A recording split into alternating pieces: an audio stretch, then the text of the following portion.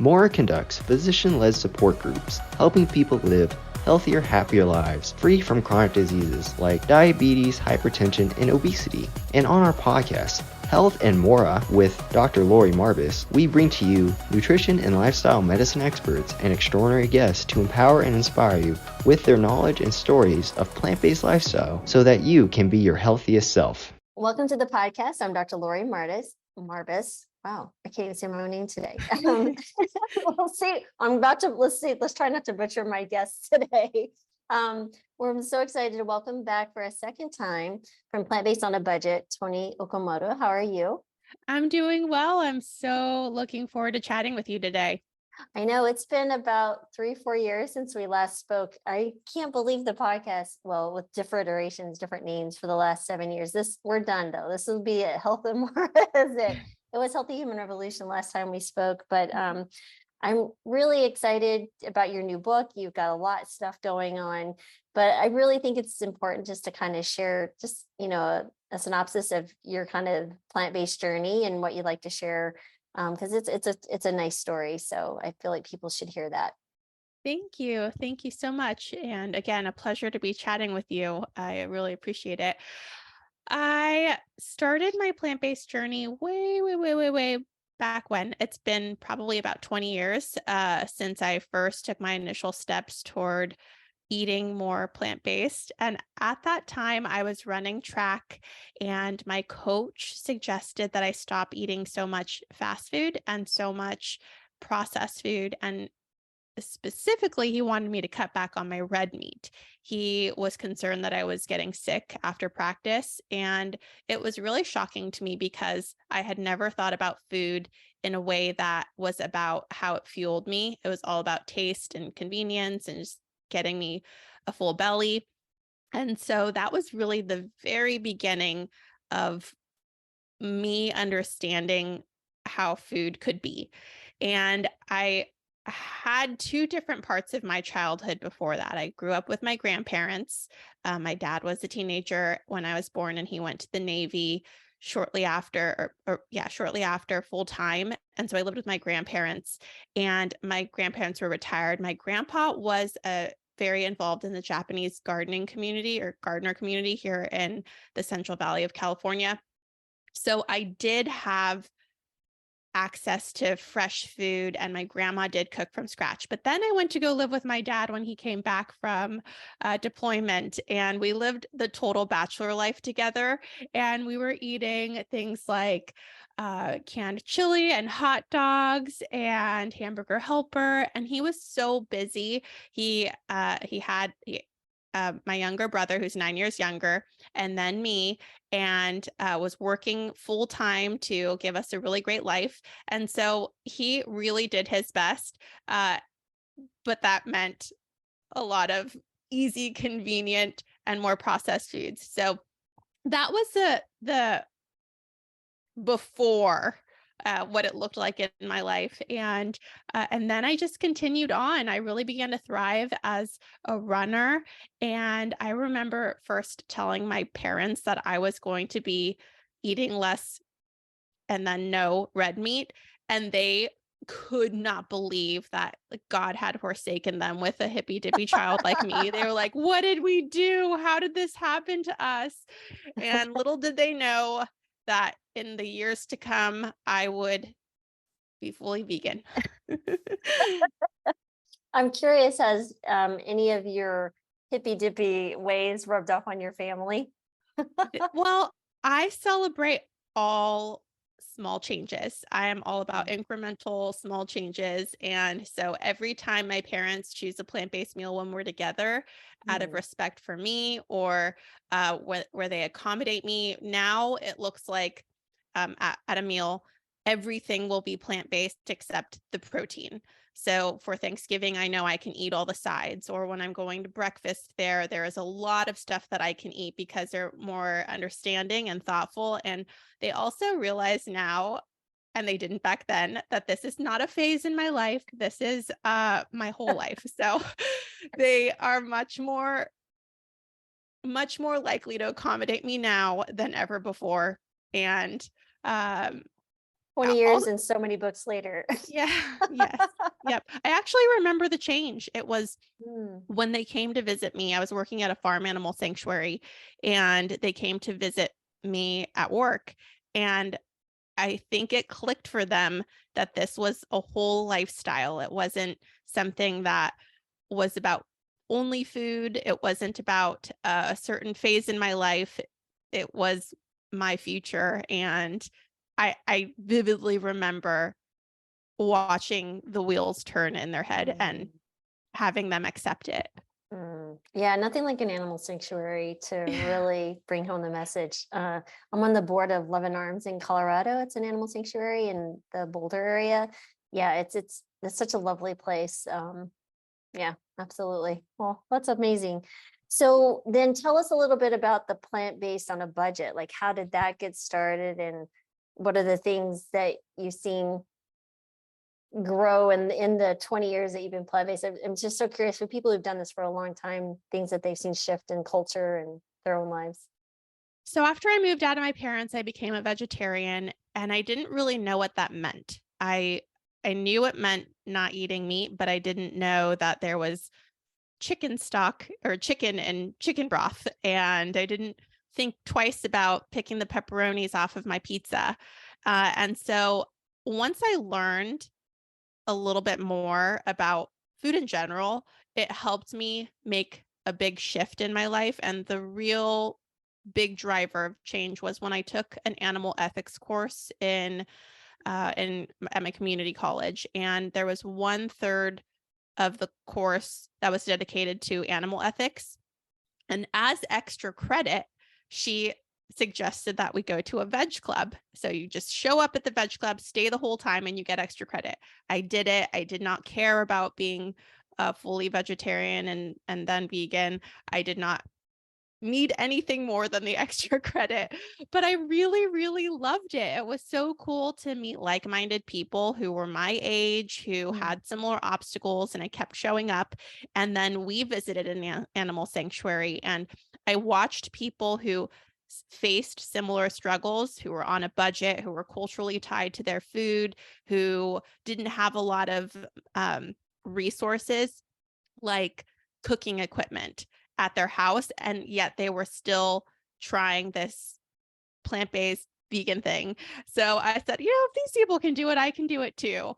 And it was so fun. We learned to cook together, and it brought me to a place where I felt comfortable on my own without my friends being plant-based. And I learned how to cook around that time by checking out different library cookbooks, and I did not have a lot of money. I was very much negative money, and the whole early part of my adult life was definitely below the poverty line and in a lot of debt, but I was still managing to eat well. Meanwhile, my family, they were not doing so well. Some people had type 2 diabetes that resulted in multiple amputations, and it later claimed the life of my aunt. My grandfather, who helped raise me, died in a triple bypass surgery due to complications. My 40-year-old uncle had a heart attack. It was really, really awful.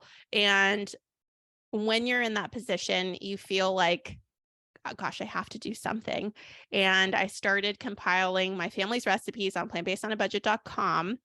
And at that time, it was only recipes, and it really caught on. There were a lot of other people who were budget conscious for many different reasons and wanted to eat healthier and wanted to provide their children with more vegetables. Maybe they weren't necessarily trying to be 100% plant-based or vegan or vegetarian, but they know that they wanted to incorporate more vegetables. And so that's how it all started in the very beginning. That's awesome. And how did you decide on plant-based on a budget? You just like Googled like what was available, URLs or domain names? And well, back then I could have really chosen anything. I've had plant-based on a budget now for over 11 years. Wow. And so it was not as competitive to find a vegan blog. And at the time, there was no one else who was talking about the finances of eating Mm. plant-based. So it was easy. I liked how it sounded. And also I remember a couple people being like, that's really long. Are you sure you want that as your URL, plant-based on a budget? And I'm glad I did it. I have no regrets. Yes, absolutely. Perfect.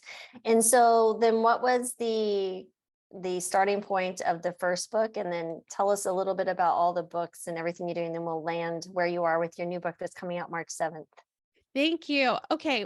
Well, a little bit before books happened, I got to know my audience, and I've Mm, done a lot of different surveys. I've chatted with a lot of people. I feel so grateful to be included in the lives of so many people, and they trust me in my recipes.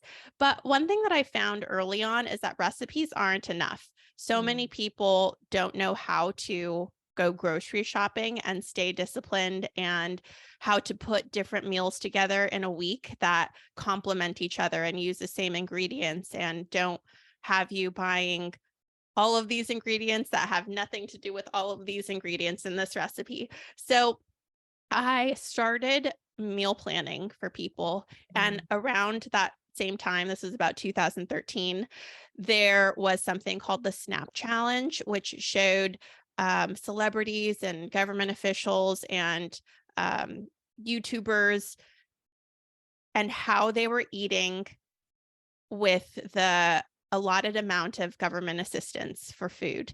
And it's not a lot of money, but I didn't find anything that I thought was really smart and thoughtful and inclusive of plant-based eaters. And so I created something similar. It was called the Plant-Based on a Budget Challenge, where I said, I'm going to take this amount of money. And in fact, I'm actually going to take only half of that. So at the time it was about, it was $180. I said I could get it down to $100 a month for people to then include the things that they enjoy eating on top of what I planned for them. And I had a few thousand people sign up for my challenge. It was so cool. And it then landed me in the documentary, What the Health. And that was really when Plant-Based on a Budget started to get a lot of traction. From there, I started writing books. I have the Plant-Based on a Budget cookbook. I have the Friendly Vegan cookbook. And then this one is called Plant-Based on a Budget, Quick and Easy. I also have a podcast, and I try to create as many resources as possible for just helping people eat more plants. And I feel like I've created a really inclusive environment where even after all of this time, I've surveyed my audience, and 65% of people say that they are not vegetarian, wanting to eat more plant-based. And so even though I'm vegan and that's really important to me, people feel comfortable and safe in my space to give it a try, see what it's like. And it's really an honor. I love that. And I love that you're so humble about the resources, but just generally enjoying the company of your audience. So yes, it's the same thing as a physician, right? You meet people where they're at and try to provide as much as you can to get them in a healthier state, or meet their goals. So that's fantastic. So as far as the Plant-Based on a Budget, Quick and Easy, it's about kitchen efficiency. And tell me about what recipes make you efficient in the kitchen. Are there other things that we need to be thinking about that make our time in the kitchen not only delicious, but also time management friendly? I think the really important place to start is by assessing your time and your money and seeing where you can spare some here or there. When I wrote Plant-Based on a Budget, the first cookbook, I did not have a lot of money, but I had more time. And so I found myself wanting to cook my beans from scratch, make pizza dough from scratch, make bread from scratch. I had that time, and I was able to save so much money. And I actually used my food to get me out of debt, like to be really thoughtful and smart about the money I spent in the kitchen, and to eat well still and prioritize my wellness. But I also was able to save so much money by cooking from scratch. Now I find myself very time strapped, but also still budget conscious. And so Mhm. I weigh what I want to cook from scratch and what I want to purchase. Like an example of that would be beans. I always have beans that are stocked in my pantry now in a can. I buy low sodium pinto beans and I keep them stocked in my pantry. But that is about $1.25 for 15 ounces. Whereas you can buy a pound of dried beans, which will triple in size, and that's going to be $1.50. So it's a huge value to cook them from scratch, but I just don't have that time right now to always make that my first option.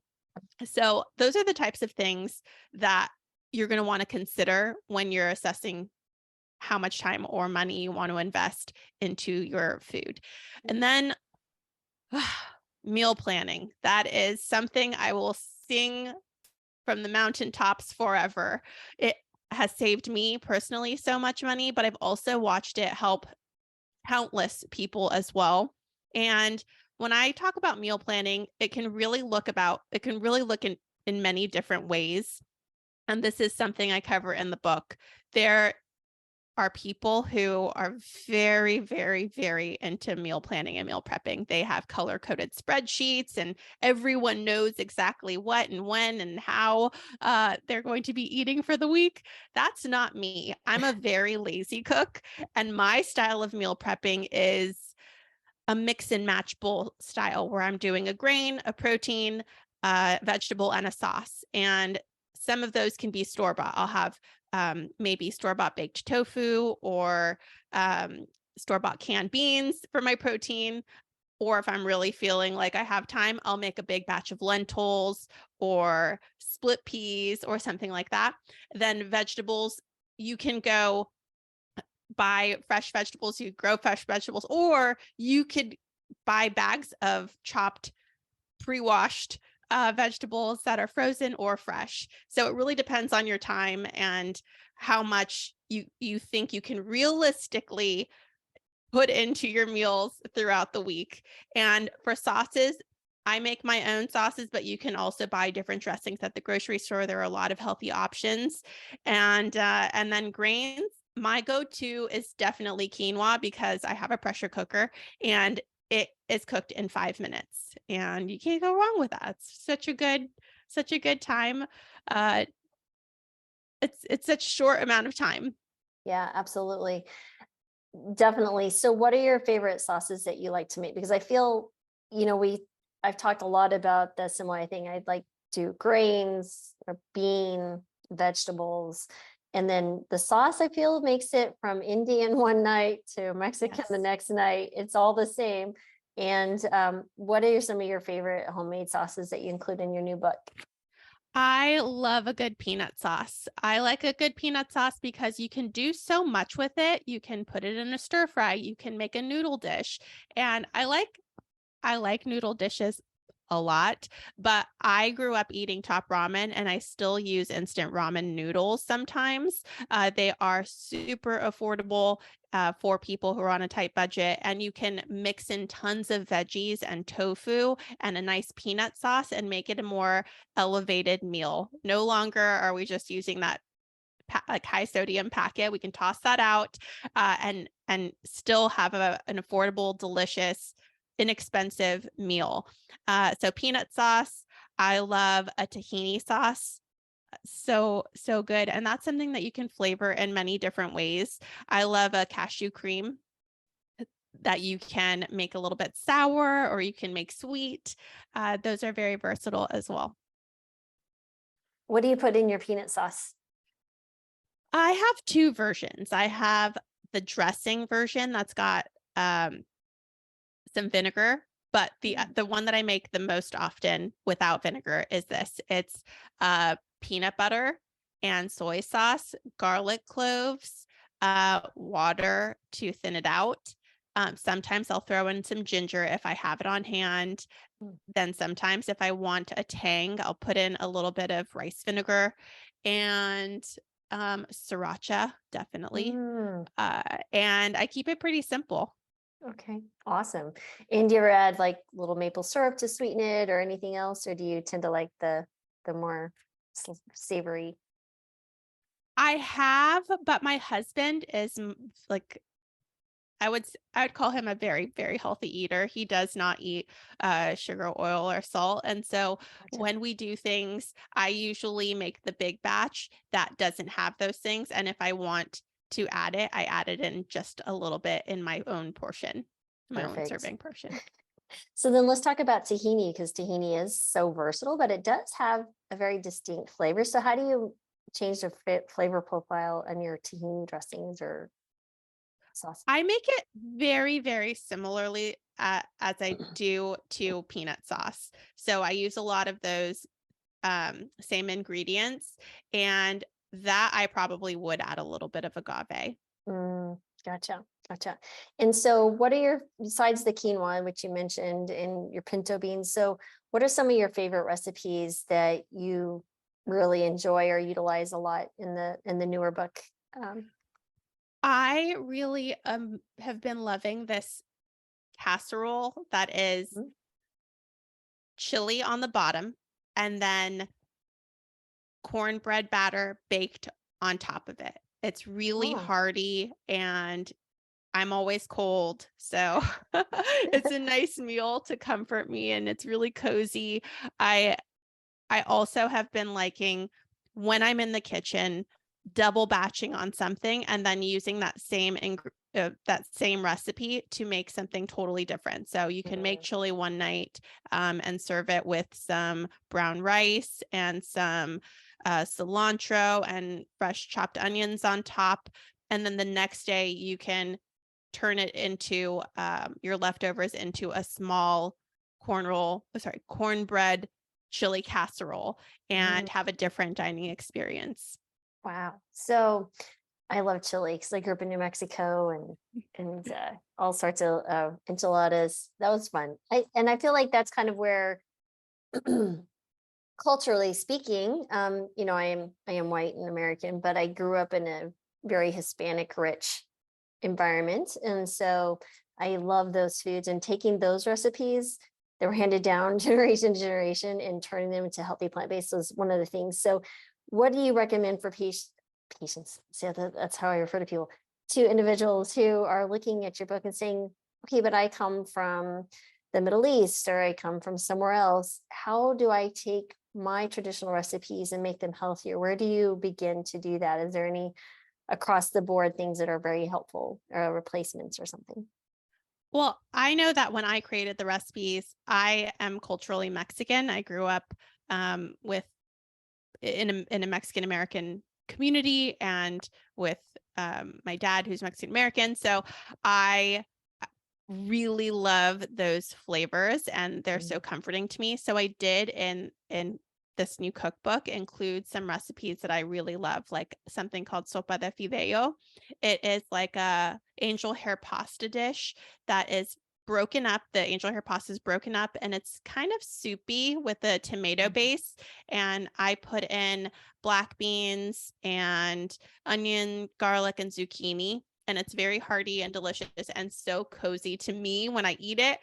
I just feel like I'm back with my grandma as a child being wrapped in a warm hug. So that's how I do it. But now there are so many resources available for people. Maybe it's not my book, but there are many whole brands that are geared towards specific cultures. So if you do your homework, go on a quick Google search, there are full cookbooks that are Chinese cookbooks or Middle Eastern cookbooks or Italian cookbooks. There's one that I just saw that was gosh, I forget. I heard her on um NPR recently. She It's a vegan Chinese cookbook. I forget the Oh, name. I'll let you know it in case you want to link it, but it's getting all kinds of rave reviews. So there are awesome. a lot of other cookbooks that are specific to authentic, uh, or they honor authentic food, but make it vegan.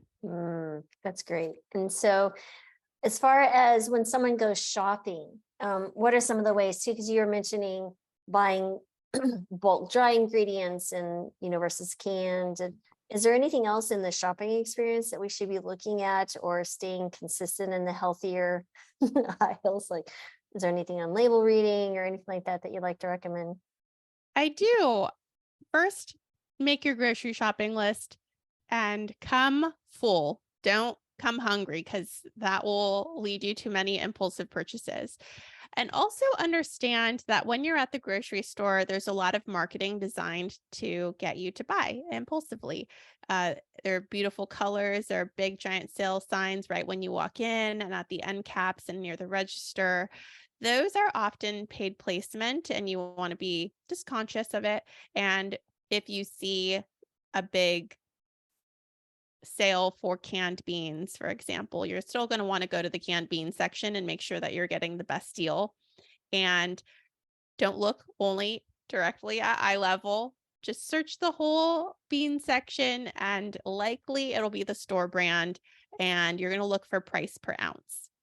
Some other things to consider are purchasing in bulk. And what I like about bulk is that I've been at different ends of using bulk, buying only what I need and could afford at the time. So literally taking my measuring cups to the downpour bulk bins and filling up exactly what I needed. This helps prevent food waste too. So if you know you're not going to use it, you're only buying what you need. To now, I am a professional cook. I go through ingredients so quickly, and I go buy 20, 30 pound bags of beans or rice, because I will use them within the next few months. So I appreciate bulk for both ends of the spectrum. Absolutely.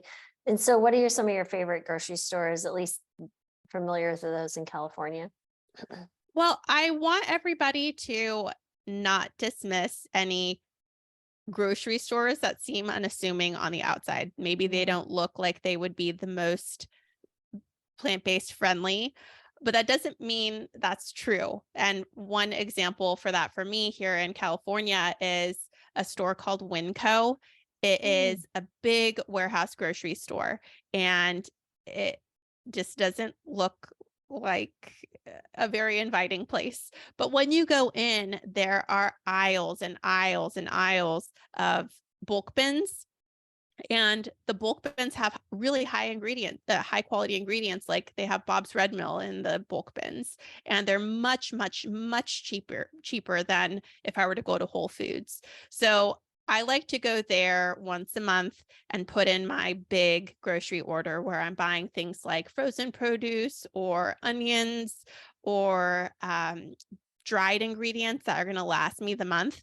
And then I do my regular weekly grocery shopping at Sprouts, which is it has a lot of great opportunities to get sales. If you have a Sprouts near you, you can download the coupon app, and they always have great stuff. And what's cool about it is that when I was younger, coupons kind of led people to buying things that they didn't need. And sometimes it's still the case, but a lot of times I'm finding if you buy 3 avocados, you can save 75%. Sorry, 75 cents. If you're buying 5 bananas, you can get 30 cents off. And that is so cool, because I'm going to buy those things anyway, and now I can save some money. And also, it's no longer embarrassing to, I remember my mom had her accordion folder of coupons, and you had to like sift through them. It's no longer embarrassing. All you have to do is scan your barcode at the scanner right at the register, and it's discreet, it's easy. All of the money is taken off because you've clipped them at home, and you save money. And then also they do double ad Wednesdays, where on Wednesdays you get the sales from last week and the upcoming week.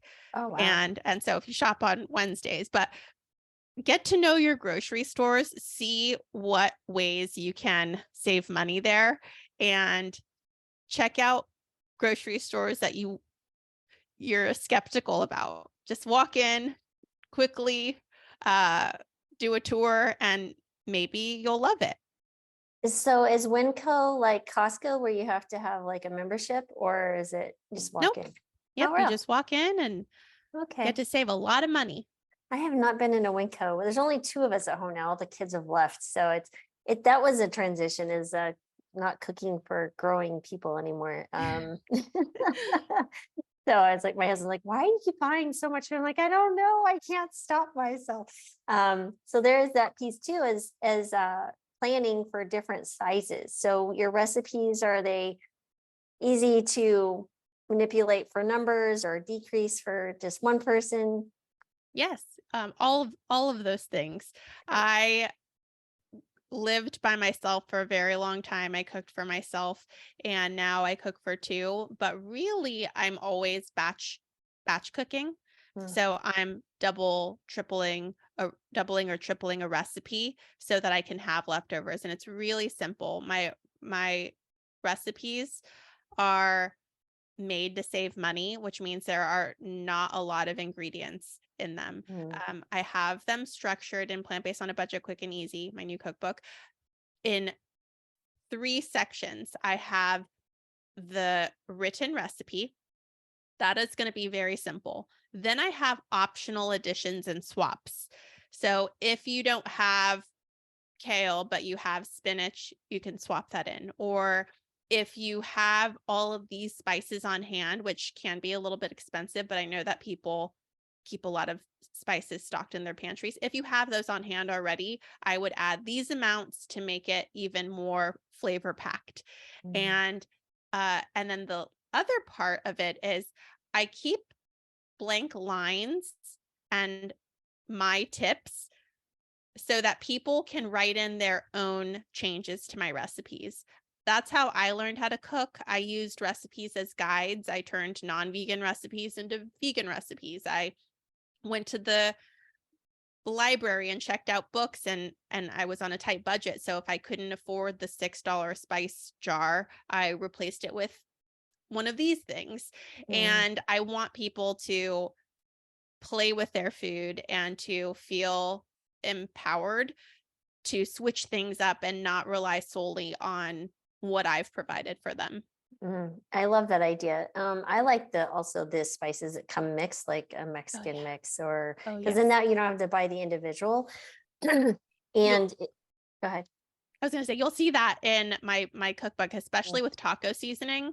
It's so inexpensive. You can get a taco seasoning packet, and now they make them with low sodium or no sodium for 45 cents, 50 cents. And I also show how if you wanted to do it yourself and make your own blend, that's an option too. But if you don't have that time, or you don't have all of those things stocked already, it's so simple to just buy a Mhm. taco seasoning packet.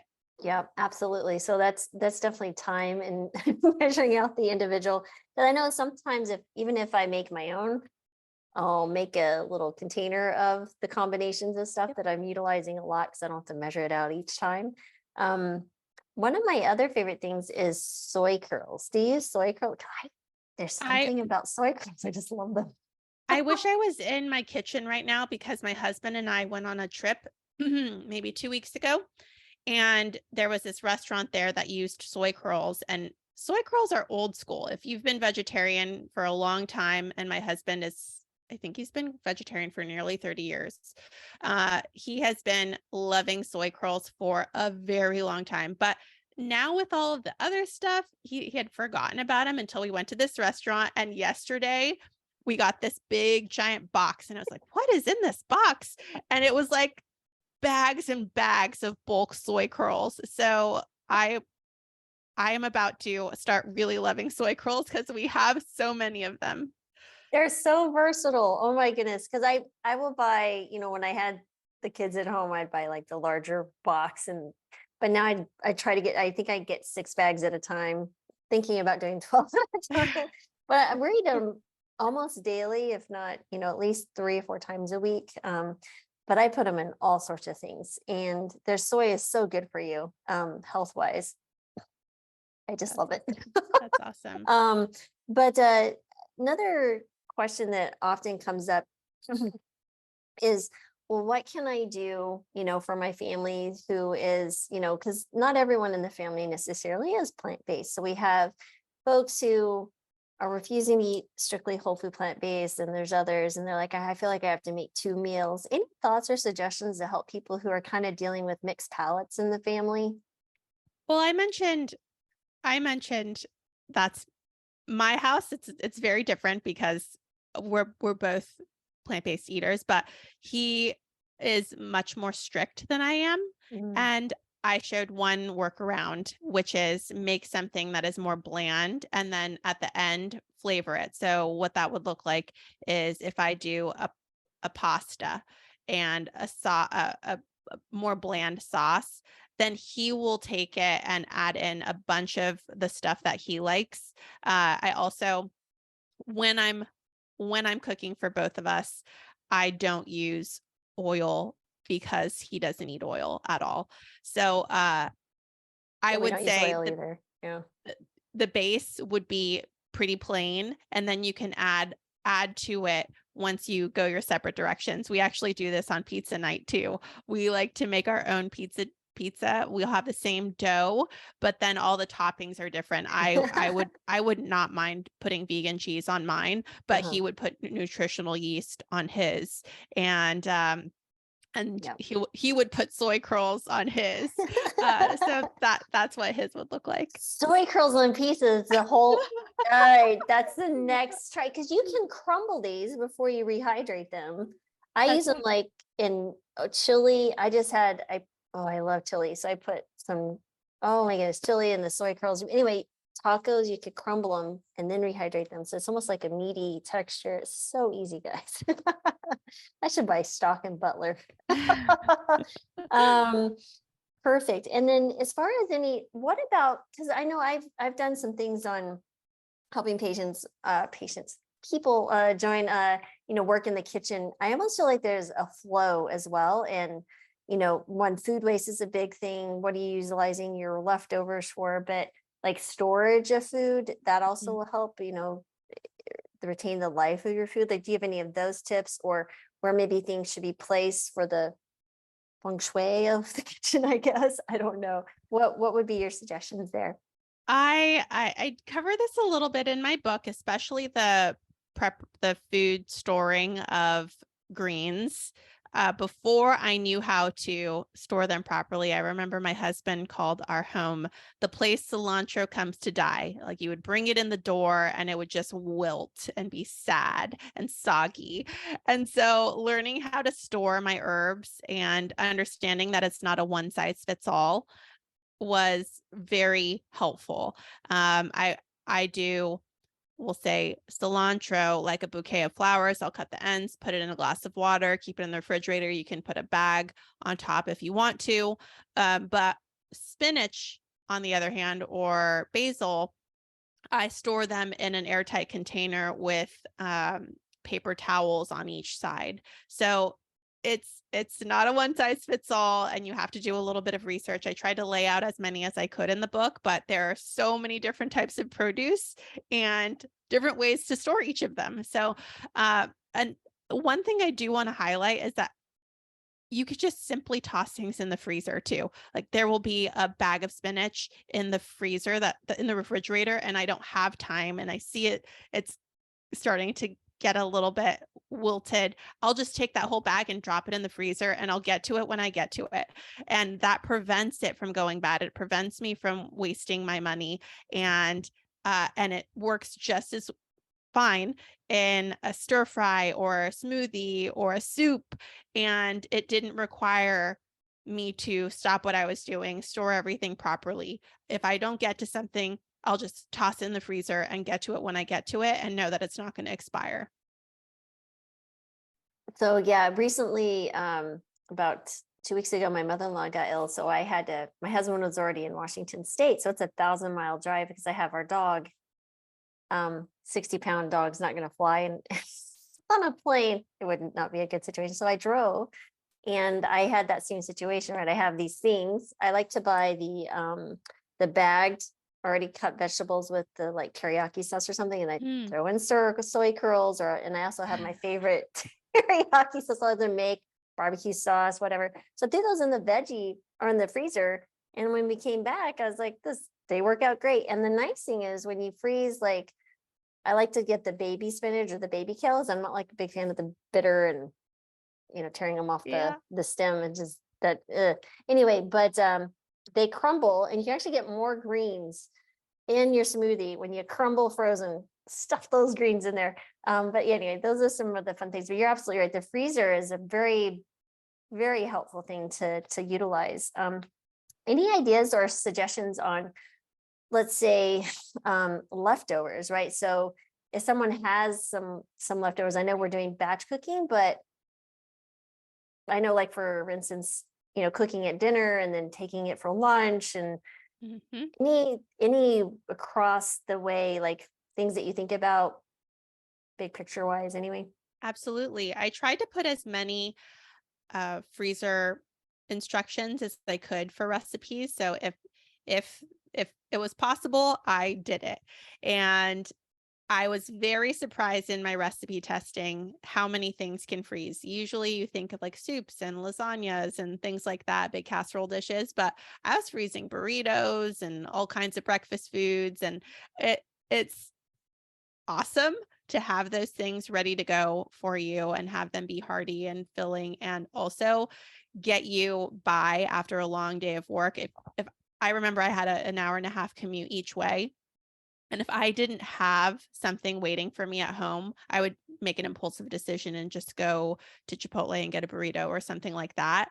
And I want to be thoughtful. I want to be in control of my eating and spending, and having something that's frozen on hand, or something that's a big batch of something that's stored, or like a recipe that's stored, will prevent me from making those impulsive decisions. And one big tip that I love is, if you're the type of meal planner, meal prepper who does the one big pot of something and then eats it throughout the week, try to change it up so you don't hate that one thing anymore. Like, if you do split pea soup, don't eat just the split pea soup every day in the same style, but make it bland on the first day. The second day, change it up, add maybe you can stir in some spinach, and add some lemon juice and some sriracha, and it's got a different flavor. And I ladle them into a different bowl.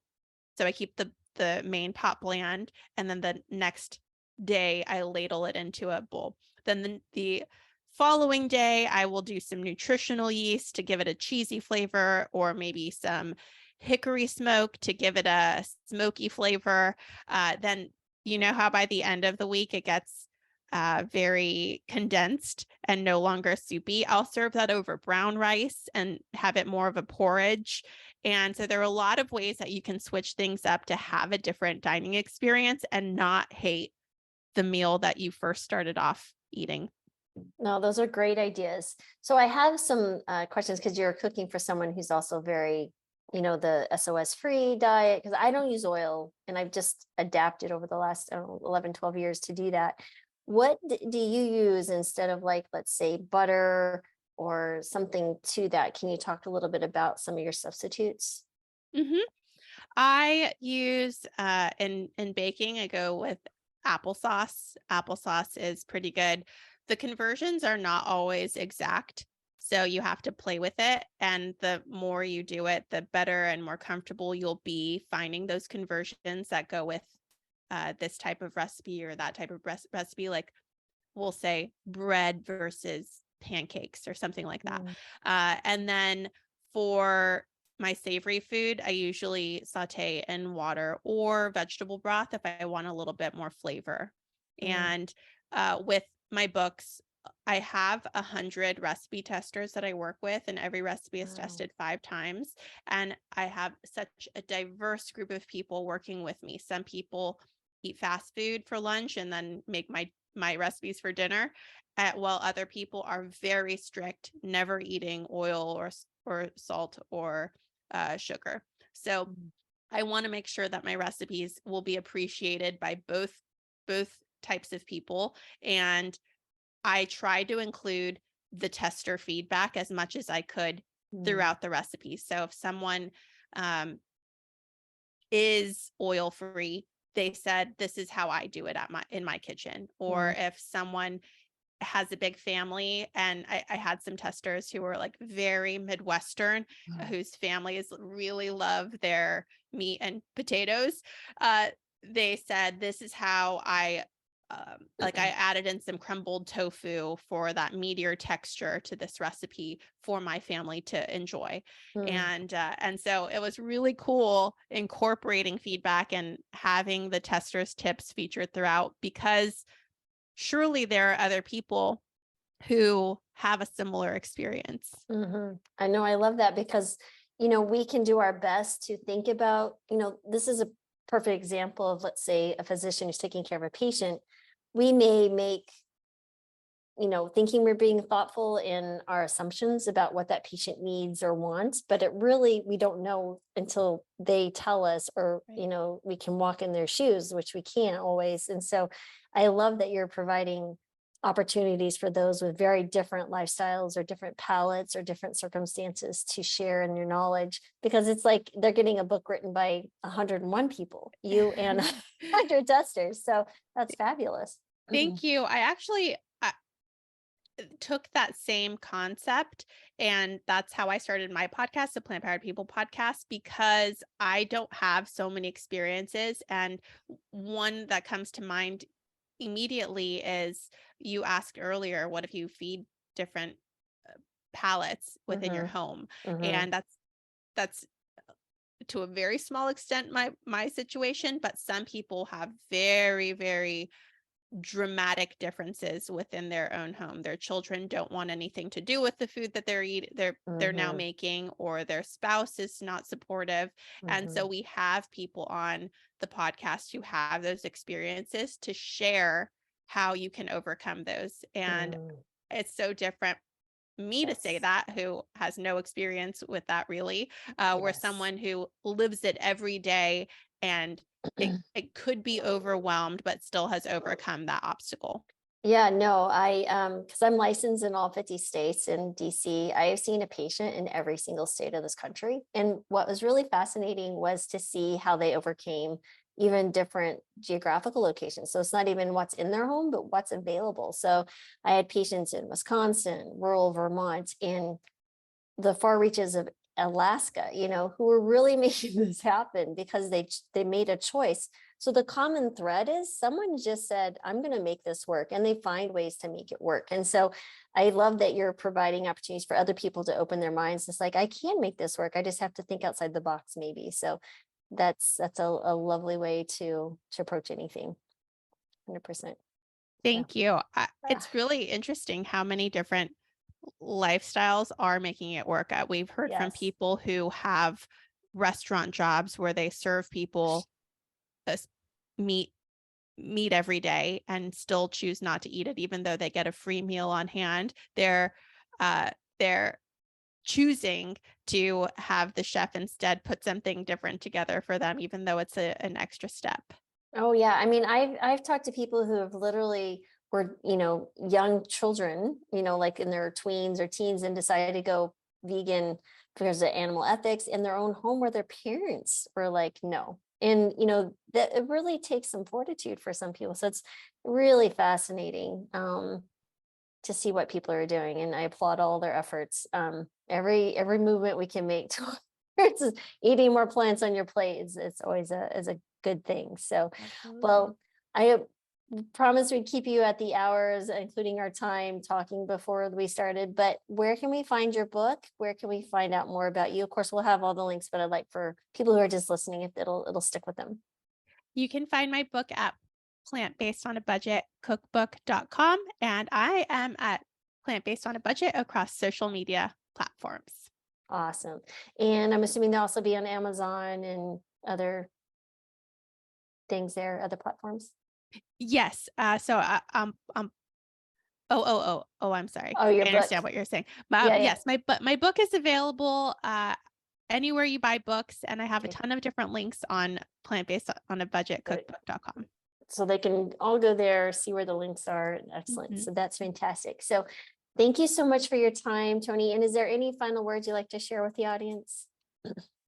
If anybody is struggling, just remember that it is all about progress and not perfection. And even if you make a mistake on accident or on purpose, the next day you can choose plant-based.